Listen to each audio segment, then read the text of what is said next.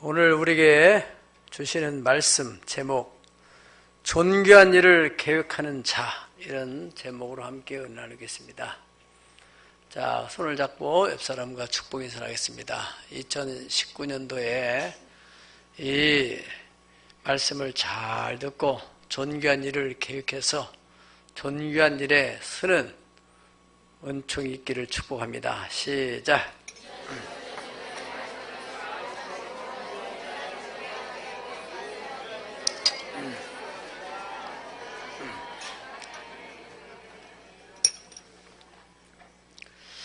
제가 30여 년 전에 여기 그 당시는 소래읍 신천리 69-2번지 그 지하실에 개척을 하러 왔을 때에는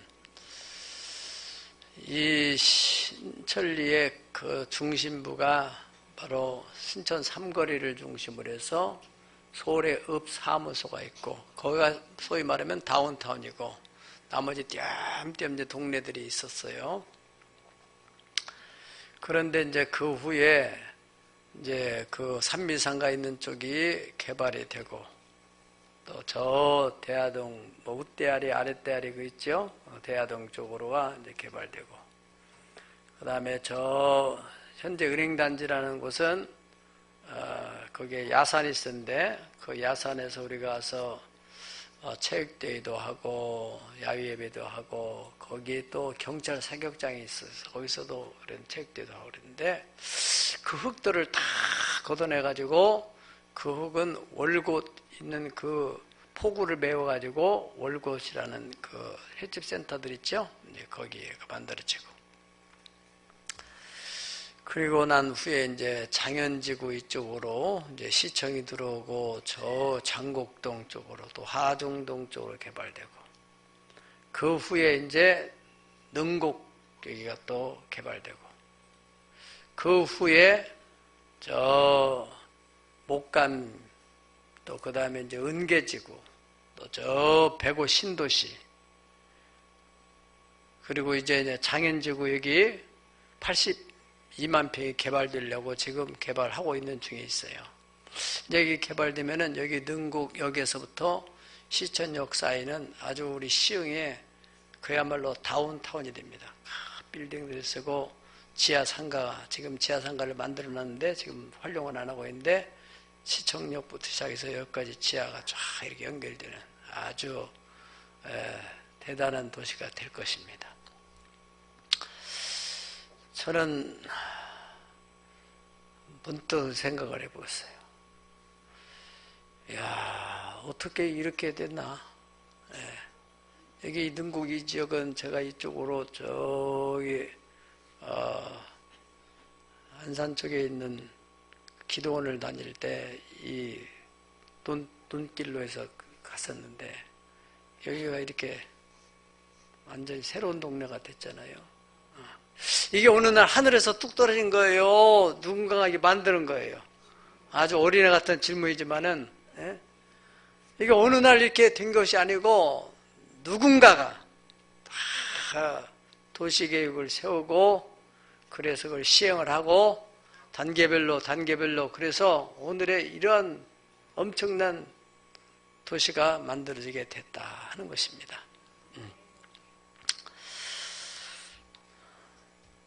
이것은 누군가의 계획. 보통 이 아름다운 세상은 존귀한 자들의 계획에 의해서 만들어지고, 보통 사람은 그런 만들어진 세상을 누리며 살아가게 되는 것입니다. 오늘 6절 보면은 어리석은 자가 나오고, 또 7절 보면은 악한 자가 나오고, 8절 보면은 존귀한 자가 나오고, 9절 이하 보면은 안일한 여자들이 나옵니다. 네 종류의 사람들이 나오는데, 어리석은 자들은 어리석은 것을 말하고 그 마음에 불의를 품고 간사를 행하고 패역한 말로 여호와를 거스리고 줄인 자를 속을 비게 하고 목마른 자에게 마실 것이 없도록 하는 그런 어리석은 일만 하는 사람들이 있다는 거예요. 7절 보면은 악한 자가 나오는데 그 악한 사람들은 무슨 일을 합니까? 7절 다 읽어보실까요? 시작. 악한 자는 그 그릇이 악하여 악한 계획을 세워 거짓말로 가난한 자를 멸하며 가난한 자의 말을 바르게 할지라도 그리함이거니와. 그리함이건다는 것은 뭐냐면은 그 가난한 자를 멸하듯이 가난한 자가 그렇게 하지 말으라고 옳은 말 바른 말을 하게 되면은 그걸 무시해버린다는 거예요. 네. 악한 자는 악한 계획만 세우는다는 것이죠.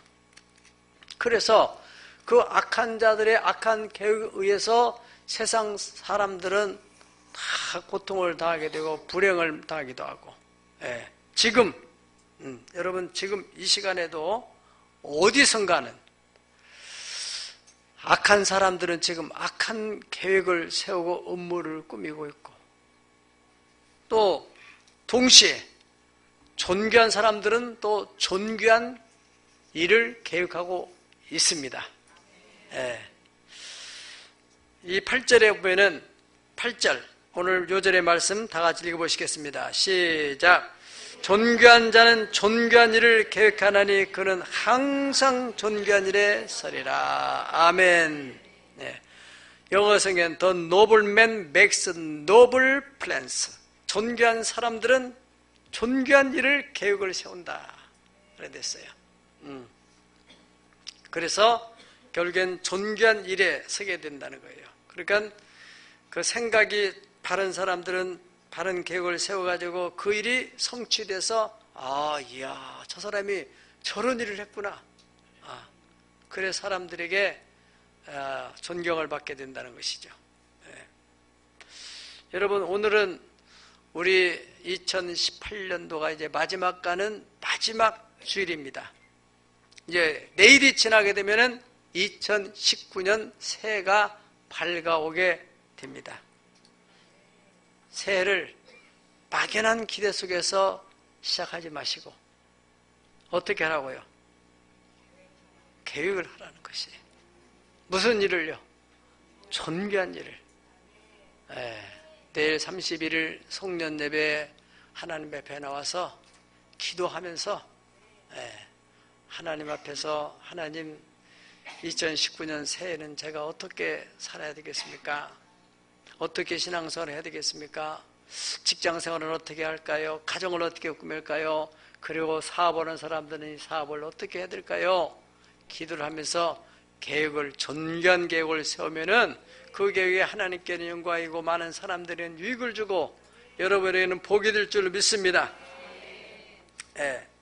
9절에서 11절까지 보면은 아니라는 자들 나오죠. 아무 계획도 세우지 않고 그냥 편안하게 살려고 하는 사람.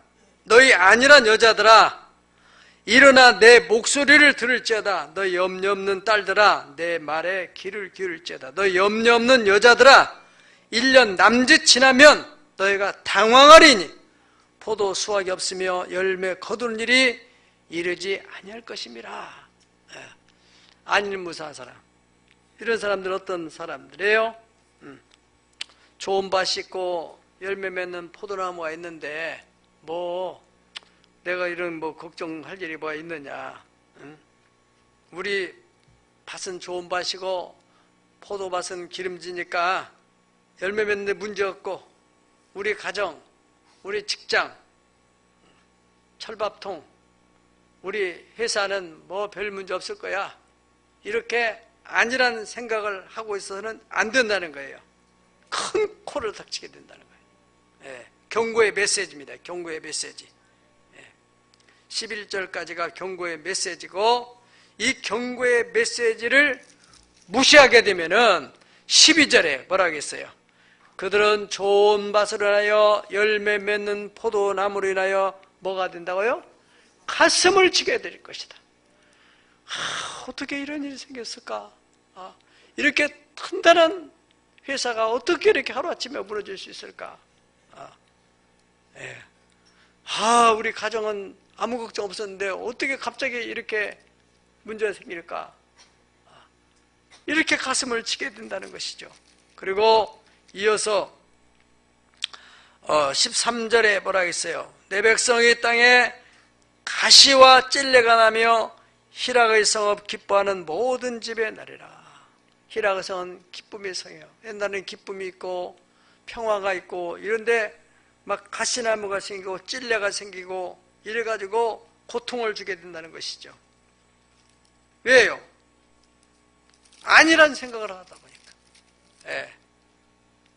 그래서 그 14절 보면은 궁전이 폐함바되고 인구가 많던 성읍이 적막하며 오벨과 망대가 영원히 구렬이 드러나며 들나귀가 즐기는 곳과 양떼의 초장이 되려니와 들짐승들이 난무하는 그러한 황폐한 곳이 된다. 그러니 뭘 하지 말라고요? 아니란 생각을 하지 말라 이거예요. 여러분이 들리는 뉴스를 통해서도 익히 잘 아시지만은 지금 현재 경제가 얼마나 힘들다고 합니까? IMF 못지않는 그런 경제 어려움 속에서 여러분들이 힘들어하는데 힘들다고만 할 것이 아니라 이런 상황에서 우리는 어떻게 새해를 헤쳐나갈 것인가? 하나님, 어떻게 하면은 이 파고를 넘어설 수 있습니까? 아멘. 하나님에게 방법이 있을까요? 없을까요? 있습니다. 있습니다. 하나님의 은혜를 힘입고 하나님 앞에 기도하면서 계획을 세우고 믿음으로 나가면은 하나님이 어떻게 하신다는 거예요?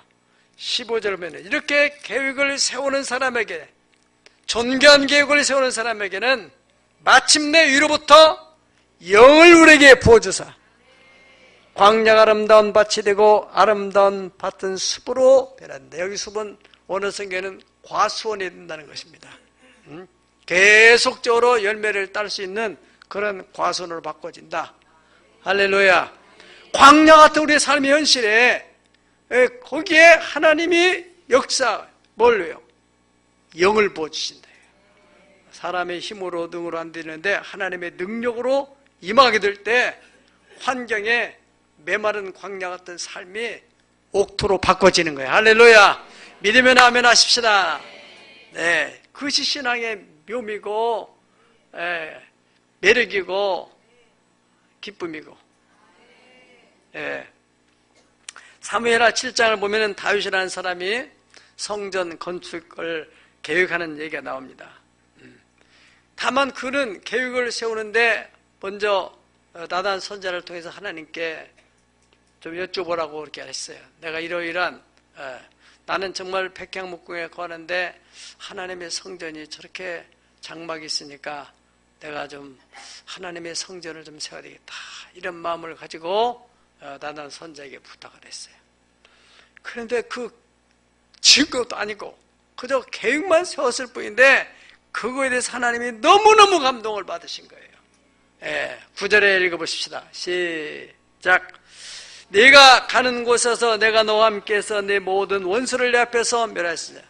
땅에서 위대한 자 이름같이 내 이름을 위대하게 만들어 주리라. 아멘. 그리고 마지막 16절에 보면은 내 집과 내 나라가 내 앞에서 영원히 보존되고 내 왕위가 영원히 견고하리라 하셨다 하라. 아멘. 다만 계획을 세웠을 뿐인데 하나님께서 얼마나 기뻐하시는지. 네 이름을 내가 위대하게 만들어주겠다. 그리고 네 후손들에게 왕위가 끊어지지 않도록 내가 복을 주겠다. 그렇게 말씀을 하셨습니다. 자, 여러분, 그 다윗은 언제 그런 계획을 세웠죠? 7장 1절 보면은 그가 언제 그런 계획을 세웠다고 그랬어요?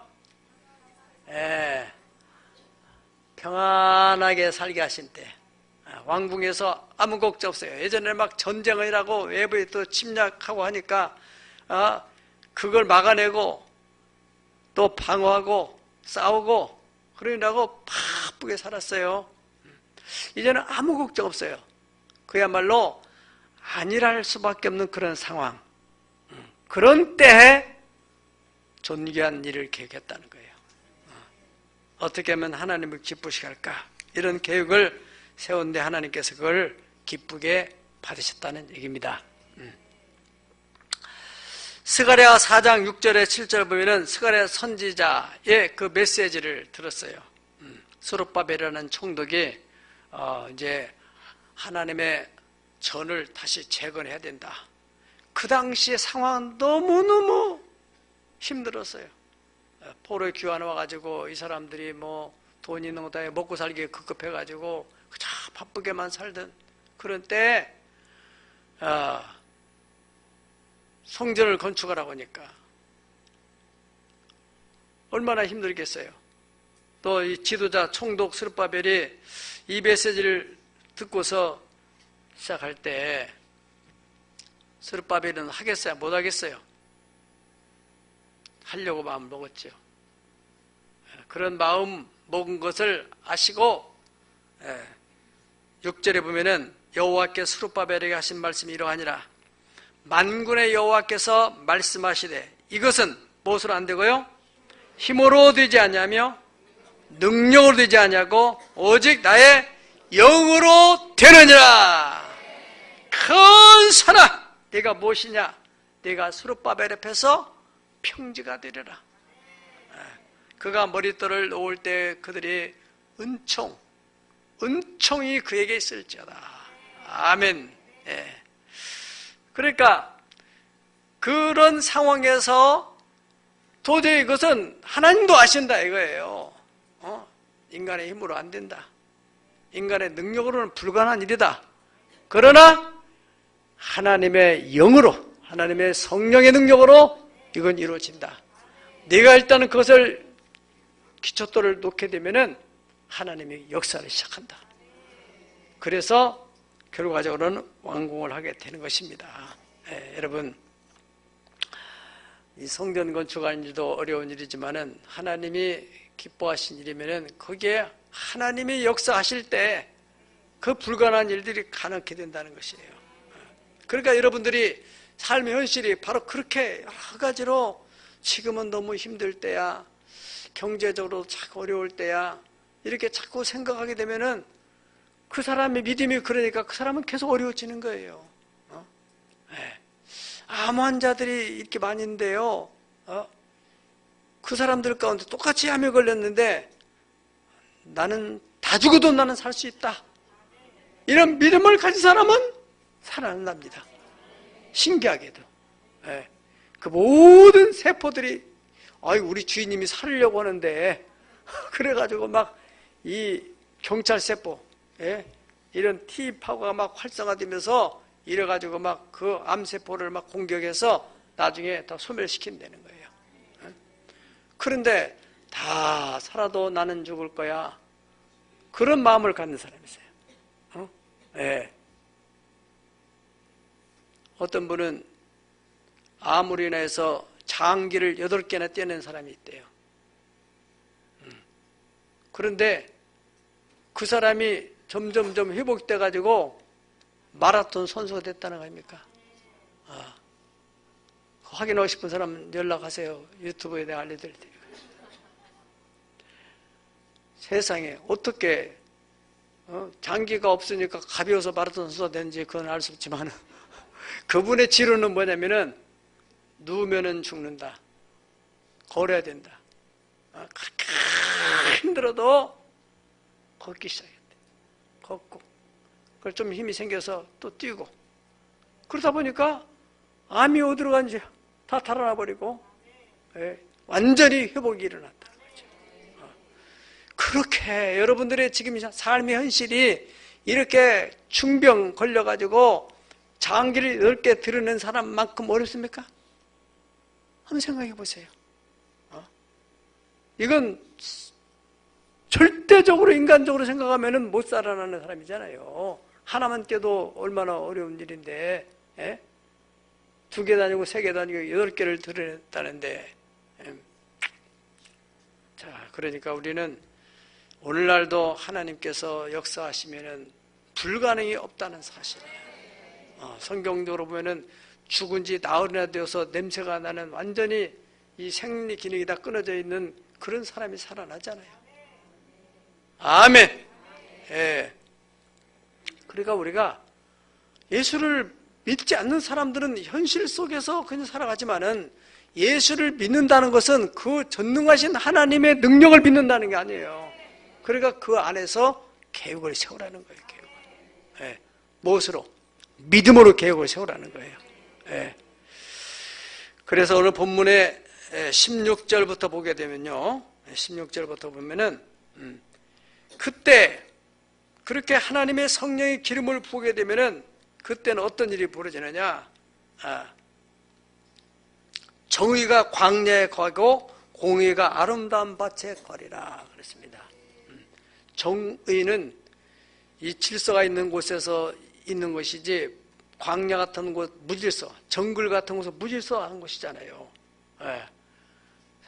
소망이 없는 곳, 사람이 자꾸 이렇게 어려워지고 그러면 막 나간다고 말을 하잖아요. 예. 뭐가 옳은 것이냐 이걸 따지지 않고 자기 하고 싶은 대로 막 감정 내키는 대로 그래봤자 뭐 죽기밖에 더 하겠어? 이렇게 나가는 사람들 얼마나 무섭습니까? 그런 밀림 같고 정글 같고 광야 같은 그런 곳에 정의가 바로 서게 돼요. 예. 그리고 공의가 서고, 예. 그래서 이것이 바로 이어져서, 예. 공의의 열매는 화평이고 공의의 결과는 영원한 평안과 안전이 거하게 된다. 할렐루야. 그러므로서 내 백성이 평안한 집과 안전한 거처와 조용히 쉬는 곳에 있게 된다. 아멘. 어떻게 해서 이런 결과가 온다고요? 계획. 존귀한 일을 계획을 하는. 예. 여러분, 우리가 지난번에 최의승 장로님 간증을 들었어요. 예. 예. 지금 그분 이 일가 친척들, 그분의 가족들이 약 500여 명이 전부 다 예수를 믿는 4대째 지금 예수를 500여 명이 믿는데 보통 일이 아니죠. 그 사람들이 지금 불행하게 살아요? 평안히 살아요? 이겁니다, 이거. 예. 평안한 집과 안전한 거처와 조용히 쉬는 곳에 있으리니. 어떻게 해서 그런 일이 생겼죠? 그분의 아버지 때 충정남도 태안, 지금은 많이 이제 서해안 곳으로 나면서 거기가 개발됐지 그전에는 정말로 가기 힘든 곳이에요. 예. 차들이 안 다니고 기차는 볼 수도 없고 그래서 기차 다니는 동네로 가서 살고 싶다. 누구를 위하여? 우리의 후손들을 위해서. 그 아버지가 그런 생각을 했다는 거예요. 정말 소설 같은 얘기인데 정말 이렇게 살아서는 우리 가정에 소망이 없다. 그래서 아버지가 먼저 이제 탑사차 가는데 아무리 걸어도 이게 동서남북 어디로 가야 될지도 모르고 그래서 들고 다니던 지팡이를 하늘로 던져가지고 이 지팡이 끝이 향하는 곳으로 가겠습니다. 하나님도 안 믿는데 이제 그 다 인간의 본능 속에는 하나님에 대한 신앙이 있어요. 응? 그래서 다 어떤 사람은 무신론자, 어떤 사람은 한 사람은 하나님 믿는 사람, 이 사람들이 이 저수지 길을 이제 질러서 가는데 저수지가 얼어가지고 그런데 뭐 이 신이 있느냐 없느냐, 부처님이 진짜 신이지 뭐 이러고 가다가 중간쯤 가는데 막 갑자기 얼음이 막 깨지는 소리가 막 쾅 나니까 동시에 하나님 살려주세요 다 그러더라. 인간의 내면 속에는 그 하나님에 대한 시선이 있다니까요. 응? 하나님이 창조하신 인간 속에 하나님 형상이 있단 말이에요. 응? 아마 그분도 전혀 예수 믿으라는 누가 전도도 안 했는데 그게 있었기 때문에 던져놓고 거기서 기도를 했다는 건 아닙니까? 하나님, 정말 이 지팡이 끝이 향하는 곳에 내가 가겠고 집을 마련해 주시면 이렇게 내가 우리 가족과 함께 살겠다고. 그런데 하나님 가고 보니까 대천에 어디에 서해안선이죠 그게. 서해안선이. 우리도 옛날에 그 장항선일 거야 아마. 우리도 그 저항선 타고 다녔던 어렸을 때 기억이 있는데, 대천에 거기에 이제 그 기찻길 옆에 교회가 있는데, 그 교회 앞에 집이 딱 나가지고 홀로 이사를 해가지고 아주 열심히 교회를 다니면서, 그 이제 장로님은 그 당시에 중학교 이제 고등학교 이제 다닐 때인데, 고등학교 중학교 들어갔죠. 그래가지고 그 장로님이 거기서 이제 하나님 앞에서 개월 세웠대. 내가 하나님 나를 축복해 주셔서 내가 박사가 되게 해주시고, 정말로 꿈 같은 얘기잖아요. 꿈 같은 얘기. 그리고 하나님 축복하시면 나는 세계에 다니며 교회를 100개나 세우겠습니다. 아멘 좀 해주세요. 남이 잘 됐다는데 자꾸 잘된 얘기를 축복하고 그래야 우리에게도 오는 기회가 오는 거지. 좋겠다 그 사람은. 똑같다니까. 우리보다 더 어려운 삶의 현실 속에서 오늘의 메시지의 키포인트는 계획을 세우라는 거 아닙니까? 그분하고 그분과 다른 차이는 뭡니까? 계획을 세운 사람과 계획 없이 인생을 되는 대로 사는 사람, 형편대로 기분대로 사는 사람과 계획을 세우고 사는 사람과. 아멘. 여러분, 오늘날 세계 최강의 나라 미국이라는 나라가 그냥 저렇게 세계적인 나라가 됩니까? 그 믿음의 선조들이 유럽에서 신앙적인 어려움을 있을 때 우리가 정말로 신앙의 자유를 가질 수 있는 그런 좋은 하나님의 나라를 한번 이 땅에 세워보자. 그래서 뜻이 맞는 사람들끼리 돈을 모으고 그래가지고 메이플라워라고 하는 배를 구입해가지고, 그래서 아메리카 신대륙을 향해서 가가지고 그들이 정착해서 일구어서 오늘 세계적인 나라가 되지 않았어요. 우연이 된 겁니까? 선조들의 계획에 의해서 됐다 이거야.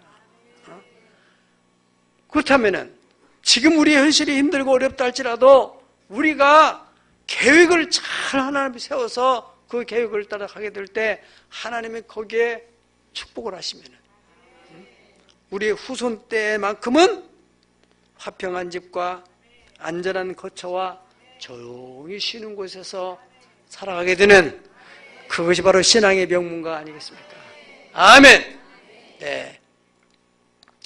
1864년도에 이 덴마크가 독일과 전쟁에서 독일한테 패해가지고 국토의 3분의 1을 뺏겼습니다. 좋은 땅들을 다 뺏기고 나머지 황무지 같은 땅이 나와서 그 온 국민이 다 낙심과 절망 가운데 빠져 있어요. 그때 하나님을 경외하는 구룬투비라는 목사님이 그 백성들을 깨우는 거예요. 자, 여러분, 우리는 다시 한번 일어나십시다. 하나님을 사랑하고 이웃을 사랑하고 그리고 땅을 사랑합시다. 밖에서 잃어버린 땅, 안에서 우리가 찾아냅시다. 그래, 안에서 버려진 그 예전에는 쳐다도 안 보던 그 황무지 사막 땅, 그 땅을 개간하자.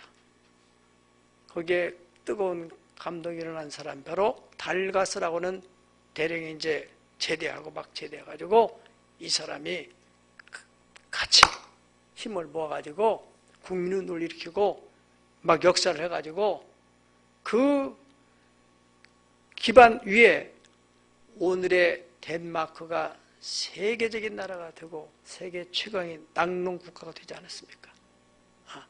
그냥 하늘에서 우리에 떨어진 거예요. 존귀한 자의 존귀한 계획에 의해서 그 나라가 이렇게 세워졌다는 거예요. 우리나라는 어떻습니까? 우리나라가 지금 여러분들은 그저 그런가 보다 할지 모르지만 다른 동남아시아 좀 나가보세요. 얼마나 우리 대한민국을 부러워하는지. 대한민국 여권, 세계 어느 나라도 갈 수 있는, 미국 여권 가지고는 못 가는 나라인데 우리나라 여권은 어느 나라도 간다고 했잖아요. 북한만 못 가고. 여러분, 이게 그냥 됐습니까? 우리 어렸을 때 시대를 다 살아왔잖아요. 금세기에 일어난 일이지 전 세대에 일어난 일이 아니잖아요. 예. 그때 너무 힘들 때, 참 밥 제대로 먹고 살기 쉽지 않을 때잖아요. 그때 새마을 운동을 일으키자. 초가집도 없애고 마을길도 넓히고 우리도 한번 잘 살아보자. 그런 마음을 가지고 여기 60대 후반의 사람들은 다 그때 경험했던 사람들이에요. 예. 그래가지고 우리도 한번 잘 살아보자고 박정희 대통령을 중심으로 해서 세모는 하면서 그 당시에 유태영 박사라는 이는 예수님을 믿어가지고 그분도 역시 기도하고 하나님이 도와주셔가지고 저 덴마크로 가서 유학을 하게 돼요. 이 사람이 구두 닦게 된 사람이에요. 그런데 하나님께서 꿈을 줘서 덴마크 국왕한테 편지를 썼더니 그 사람이 그걸 보고 감동을 받아가지고 전액 국비로 장학금을 줘가지고 가서 공부를 했던 거예요. 그래가지고 와서 이제 건국대학교에서 교수로 재직을 하는데, 우리나라 농촌을 계몽하려면은 이렇게 또 뭔가 실무적인 일을 맡을 사람이 있어야 될 텐데, 그래서 누가 정보를 주기를 그 유태영 박사라는 사람이 그런 사람이 있다. 그래서 그분을 청와대로 불러놔가지고 이런 얘기를 해가지고 이분에게 실무적인 책임을 맡겨서 그래가지고 새마을운동 개혁을 하는데, 우리는 그때 아주 너무너무 선명해요. 경제개발 5개년 계획, 1차 5개년, 2차 5개년, 3차 5개년 계획을 세운 거예요.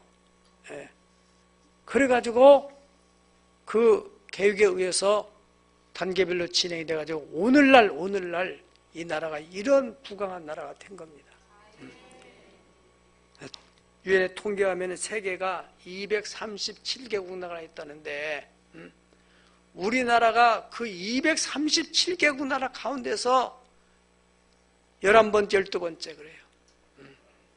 러시아가 지난번에는 12번으로 갔다가 기름값이 좀 올라가지고 그 사람들이 11번째가 우리가 지금 12번 내려왔고. 보통 일이 아니에요. 이거는. 계획에 의해서. 우리 지금 한국에서 세계로 뻗어나 수출하는 수출 국가가 234개국이라 통계청에 발표를 했어요. 대단한 나라가 된 거예요. 우리가 지금 너무 잘 먹고 잘 살다가 조금 어려워서 그렇지, 예전에 생각해 보세요. 예전에 생각해 봐. 얼마나 감사한 일이에요. 네. 이런 것들이 절대 우연한 결과가 아니라 누군가의 계획이 실행이 되고 우리가 그런 혜택을 지금 오늘날 누리고 있다는 사실입니다. 사랑하는 여러분, 안일하게 생각하지 마시고, 너무너무 힘들다, 이런데 어떻게 하냐, 그렇게 하지 마시고 계획을 세우라는 거예요. 어떤 계획을 세워요? 하나님을 인정을 하고 내 힘으로, 내 능력으로, 내 자본으로, 또 내 기술로 어떤 내가 가지고 있는 모든 재력을 가지고는 이건 도저히 불가능한 일이다. 그건 다 세상 사람들 똑같은 거죠. 우리 예수를 믿는 사람은 그럼에도 불구하고 하나님이 우리와 함께 하시면, 저는 요참에 기도하면서 이런 생각을 하게 됐어요. 이 지금 장현지구 83만 평이 오늘날 가나안 땅이다. 이스라엘 백성들 그 가나안 땅이나 똑같은 거예요. 가나안 땅 이스라엘 백성들을 하나님 불러내서 들어가려고 했는데 광야에서 다들 거기는 못 들어간다.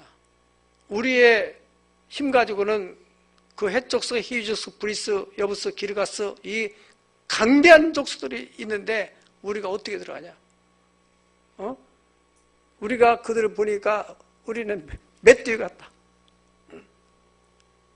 그렇지요. 인간적으로 보면 그럴 수밖에 없는, 그 사람들이 뭐 그냥 없는 얘기를 하겠어요. 자기들도 인간적으로 가고는 싶지만은 현실이 안 따라준다. 그건 사실이에요, 사실. 그런 가운데서 여호수아 갈렙 이 두 사람만큼은 하나님이 우리를 기뻐하시면, 이 사람들에게는 하나님이 없어요. 하나님이 없이 우리는 가면 죽는다는데 이 두 사람은 하나님이 우리를 기뻐하시면, 똑같은 얘기입니다. 여러분 가운데서 우리는 어떻게 일어나냐, 아무것도 없는데 뭘 하냐, 하나님이 없으면 그럴 수밖에 없는 거예요. 하나님이 있다면은, 하나님이 우리를 기뻐하시면, 하나님이 이 계획에 축복을 하신다면, 그게 중요한 것이래요. 그렇지 않습니까? 여러분, 막연히 어떻게 좋은 일이 생길 것이다, 하늘에서 뭐가 떨어질 것이라, 지금 서두에 말씀드렸죠. 어떻게 이 시흥시가 이렇게 됐나? 꿈만 같은 일이 벌어졌어요. 30여 년 안에. 예. 앞으로도 지금 진행되고 있어요. 저쪽 지금 또 거북섬 있는 쪽에, MTV 있는 쪽에 지금 세계적인 관광단지를 만든다고 시장님이 지난번에 얘기하는 거 들어봤어요. 이렇게 막 변화가 일어나는데, 그냥 드는 그런가 보다 하지 말고 가서 땅을 밟으세요. 땅을 밟아. 땅을 밟아.